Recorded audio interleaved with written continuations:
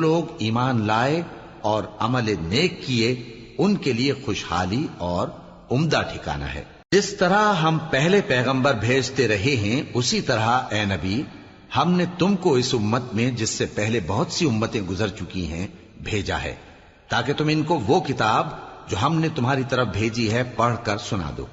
اور یہ لوگ رحمان کو نہیں مانتے۔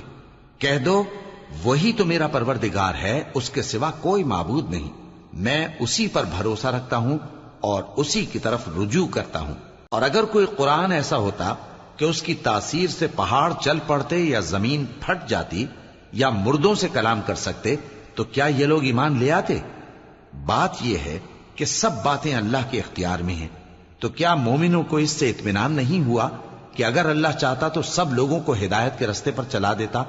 اور کافروں پر ہمیشہ ان کے اعمال کے بدلے آفت آتی رہے گی یا ان کے مکانات کے قریب نازل ہوتی رہے گی یہاں تک کہ اللہ کا وعدہ آ پہنچے۔ بے شک اللہ وعدہ خلاف نہیں کرتا۔